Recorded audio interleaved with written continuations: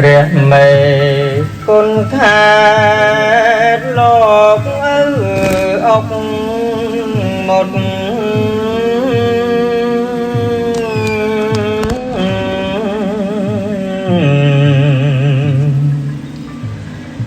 ចិត្តល្អបរិសុទ្ធលើអង្គសគុណសាងភ្នោះបុរីគុណវិញសេលុនស្រដីមានមុនងន់ដោយបញ្ញា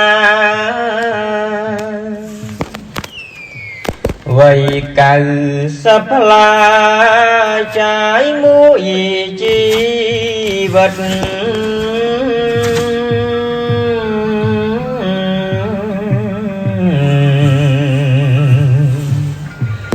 ជ្រះថ្លាពេកពិតគិតរឿងសាសនារស់ជាព្រះសង្ឃជាតិជា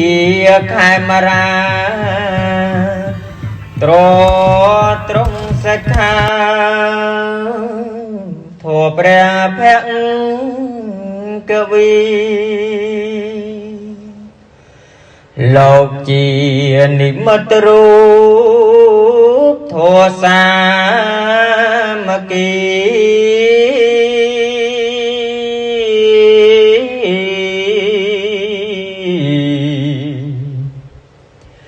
ព្រះសង្ឃមូលមីគោរពវន្ទី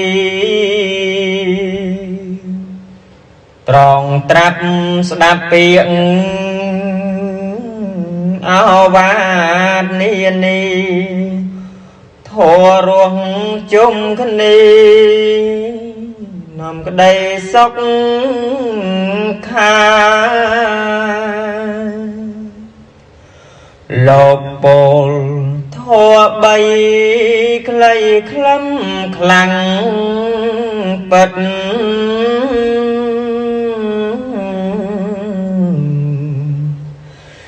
សាមគ្គីកាយចិត្តនិងពាក្យវាចាត្រគួញវិញធ្លុងមូលកុំប្រឆា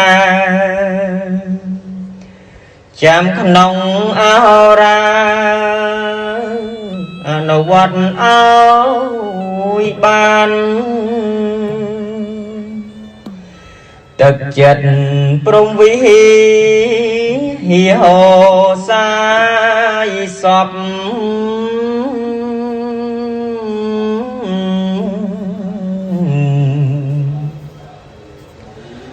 បាច់សាចស្រោចស្រពសិស្សគុណគ្រប់ប្រានត្រជាក់ត្រជុំសុខដុមសេមសានជាតិសាំងកើនកានបិទសាមគ្គីធម៌លោកជាគំរូគ្រូល្អចា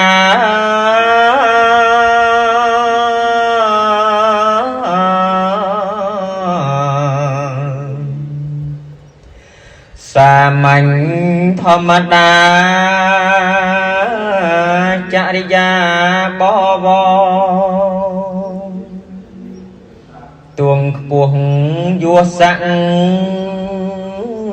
ដល់ថ្នាក់ណាកខ្ពស់ចាញ់ជ័យវពព្រះចិនស្រីគុណធម៌លោកច្រើនហួក្តីបរនី